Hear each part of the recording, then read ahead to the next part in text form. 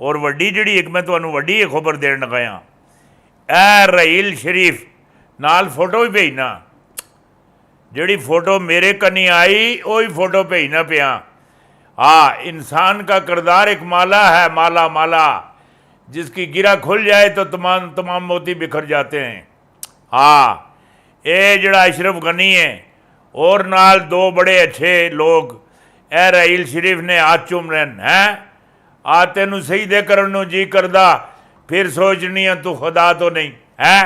ये बड़े आशा चुम रहे, ये उदे करदार दा हाथ चुम रहे, करदार दा उदा एक करदार है। हाँ, अइयां उस करदार अदा करना है।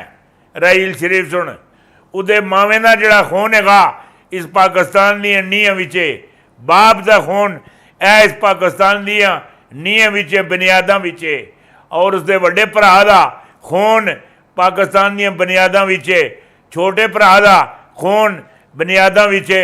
आप भी बड़े जबजबे नाल, बड़े जलाल नाल हैं, वरना तो मामला तो कुछ और सन हैं।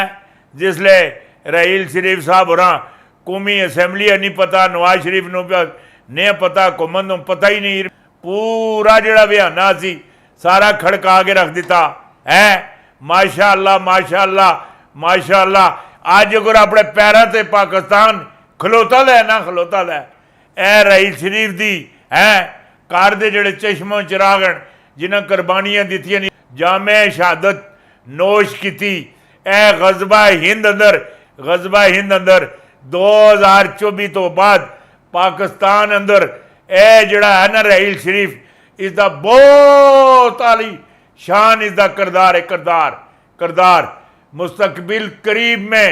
हाँ, रहील शरीफ पाकिस्तान दे इस्लामी जमहूरिये पाकिस्तान के आइनी सदर होंगे, सदर होंगे, और भारत के अंदर सफ़े मातम बिछ जाएगा। हाँ, चोर चक्के जियां चूहे बिलां वड़ जाते हैं, इंज फिर बिलां अंदर वड़ जासन। हाँ, बिलां अंदर वड़ जासन, कुछ भी नहीं रहने लगा। हर चोर चक्का, हर गलत आदमी, दहशतगर्द जितने भी हैं अपने अपने बिलां चो सन, बिलां जिहड़ी गल आखना पिया ये समझने की कोशिश करियो, और जिहड़े मामलात करना पिया। और एक वड्डी तुहानूं एक और वड्डी खबर देना, वड्डी खबर देना। हाँ, डॉक्टर अब्दुल कदीर खान, हाँ, अगर इमरान खान सियासत में ना आता तो आज भी 80% लोगों को लफ्ज़े करप्शन और मनी लॉन्ड्रिंग का पता ही नहीं था। ये मनी लॉन्ड्रिंग, करप्शन और माल बढ़ाना है, मुल्क नूं लुटना है, ये ठगियां लानियां है, ये आन के इमरान खान सुन ओपन कीतियां, ओपन ये डॉक्टर कदीर खान आखने, ये भी नाल मैं तुहानूं भेज सा। एक चीज़ और भी है, ये पीछे आया मिज़ाइल छड्डिया नहीं, पीछे मिज़ाइल भारत सुनता गया। हाँ, एक गल और भी है, अगर कोई पाकिस्तान वाले पासे कनी कोई भी हाथ उठया, वो हाथ वापस नहीं जान लगा ना, या तो वो कटिया जासी है, या चुटिया जासी, या लै जासी, फिर तरक के टैप ऐसी। साडा जिहड़ा खंजर है, खंजर नहरा है हैदरी वाला, वो हर वेले पाक फौज की जेब विच रहिंदा, जेब विच। मैं जिहड़ी गल आखना पिया ये भी नाल तुहानूं भेज सा। और एक तुहानूं और एक और वड्डी खबर मैं दे देवां, ये फजले रहमान, फजले रहमान, ये जरदारी नूं कुट के ये जफ्फियां पाउंदा पिया, जफ्फियां पाउंदा पिया। ए जरदारी फजले रहमान जरदारी नूं जरदारी पा रहा इधर, मेरी गल सुनी कि नहीं, उसनूं बेवकूफ बनाने वास्ते है, और फजले रहमान बना रहा जरदारी नूं बेवकूफ बनाने वास्ते। और मैं सदर बनना ही है, और मैनू नवा लारा ला के तू रो लिया, आए वह भैड़िया जरदारी है, तू मेरा बेड़ा डोबिया है। मामलात हुण ये बड़ियां जफ्फियां इंज लगड़न जी पाई दियां बावां होंदियां ने, बावल सिर दियां छावां है, बड़े मामलात इन्हां दे आपस विचों। एक चीज़ होर नज़र आती पई, तारीख़ अतमे इतमाद, तारीख़ अतमे इतमाद, चीन भी मैदान में कूद पड़ा, बड़ा मुतालबा सामने आ गया। चिंग चुंग जी तुसां के कर सटिया, ਇਹ ਖਾਨ ਸਾਹਿਬ ਹੋਰਾਂ ਜਿਹੜਾ ਪੈਕੇਜ देने देर कर सटी, तुसा विच कुद्दे देर ला सटी। हुण खान साहब दे हुकूमत की रवानगी और बारात का वक्त करीब है।